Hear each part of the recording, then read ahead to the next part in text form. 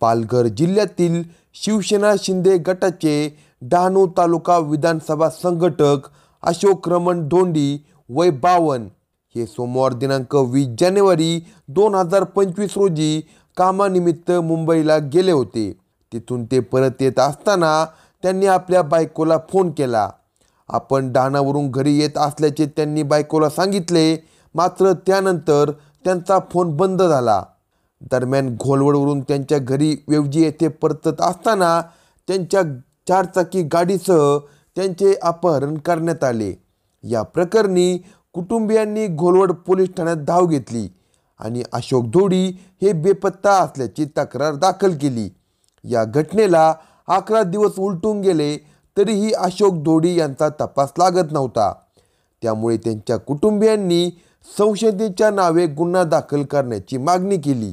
त्यानुसार संशयित त्यांचा लहान भाऊ अविनाश धोडी, मनोज राजपूत आणि सुनील धोडी या 3 जणांविरोधात अपहरणाचा गुन्हा दाखल करण्यात आला.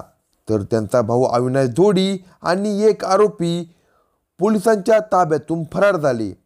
दरम्यान पोलिसांनी विशाल गोरात, रवींद्र मोरगा, सतीश दुमाडा आणि संतोष धिंडे यांना अटक केली होती.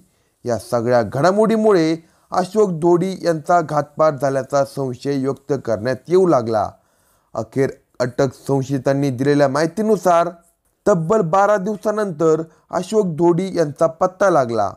गुजरातमधील भिलाड जवळील सारीग्राम माल माफिया येथील एका बंद दगडखानीत अशोक धोडी यांची लाल रंगाची ब्रिझा कार सापडली. कारच्या डिक्कीत त्यांचा मृतदेह बांधलेल्या अवस्थेत होता. गोताखोरांनी पाण्यातून गाडी बाहेर काढली असता गाडीत काळ्या रंगाचे जॅकेट आणि पांढऱ्या रंगाचे मोबाईल इयरफोनही सापडले. धक्कादायक बाब म्हणजे अशोक यांचा सख्खा छोटा भाऊ अविनाश हा सूत्रधार असून त्याने साथीदारांच्या मदतीने त्यांचा खून केल्याचे समोर आले. प्राथमिक तपासात जी माहिती समोर आली त्यानुसार अविनाश धोडी हा दमणवरून दारू आणून महाराष्ट्रात विकायचा. शिवसेना एकनाथ शिंदे गटात काम करताना अशोक धोडी यांनी महाराष्ट्र गुजरात सीमावादावर आक्रमक भूमिका घेतली.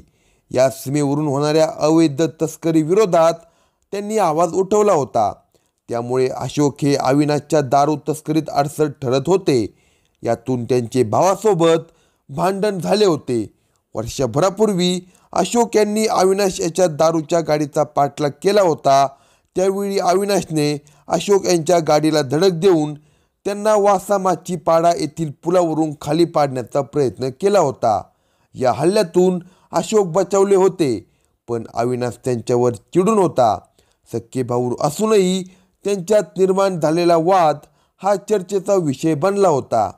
अशोक धोडी यांचे सोमवार दिनांक 20 जानेवारी 2025 रोजी अपहरण आणि हत्या करण्यापूर्वी संशयित आरोपींनी त्यांच्या घरासह त्यांची गाडी गुजरातमधील सारीग्राम येथे मृतदेह विल्हेवाट लावण्यासाठी निवडलेली बंद दगडखान याची महिनाभरापासून रेकी करण्यात आली होती.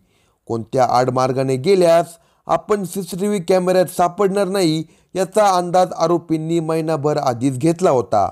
त्यातच अवैध दारू तस्करी करत असल्याने या आरोपींना आडमार्गाचा चांगलाच अनुभव होता. अपहरण हत्यानंतर आपल्यावर संशय येऊ नये म्हणून आरोपींनी आपली सर्व मोबाईल एकाच ठिकाणी ठेवले होते. पोलिसांची दिशाभूल करण्यासाठी आपण त्या दिवशी एकाच ठिकाणी बसून रात्रभर पार्टी करत असल्याचे त्यांनी भासवण्याचा प्रयत्न केला. अशोक धोडी यांची लाल कलरची ब्रिझा कार डहाणू रेल्वे स्थानकाच्या पार्किंगमध्ये उभी असताना या गाडीला संशयित आरोपींनी GPS लावल्याची माहिती सूत्रांकडून मिळाली आहे. या GPSच्या आधारावर संशयित आरोपींनी अशोक यांचा पाठलाग केला. झाई बोरीगाव येथील घाटात आयशर टेम्पो अशोक यांच्या गाडी पुढे लावून मागे पिकअप थांबवली. त्यामुळे अशोक धोडी यांना पळ काढता आला नाही. याच घाटात संशयितांनी अशोक यांच्या डोक्यात लोखंडी रॉडने जोरदार वार केले. त्यामुळे क्षणभरात त्यांचा मृत्यू झाला.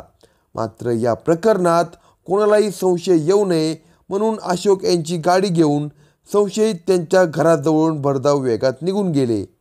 काही अंतरावर गेल्यावर संशयितांनी मृतदेह आणि गाडीची विल्हेवाट लावण्यासाठी आडमार्ग निवडला. आपण कोणत्याही CCTV फुटेजमध्ये सापडणार नाही याची त्यांनी पुरेपूर दक्षता घेतली होती. पण गुन्हा कधीच लपून राहत नाही. पोलिसांनी अशोक ढोडी यांचा तपास सुरू केला तेव्हा ढोडी यांच्या घरापासून त्यांची लाल रंगाची कार वेगाने गेल्याचे दिसून आले.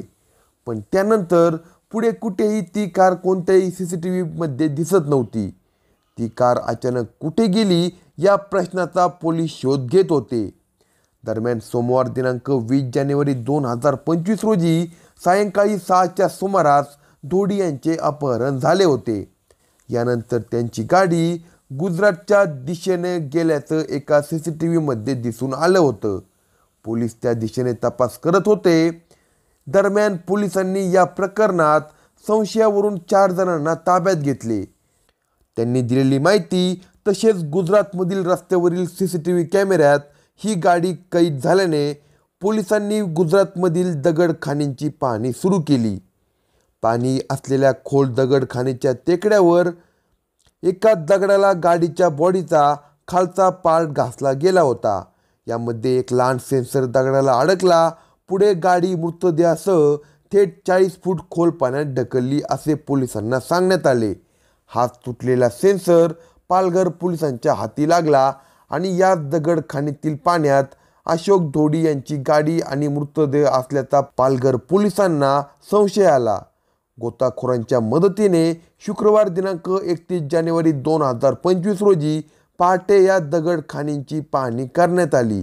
यावेळी 40 ते 45 फूट खोल पाण्यात एक लाल कलरची ब्रिझा गाडी असल्याची माहिती गोताखोरांकडून समोर आली.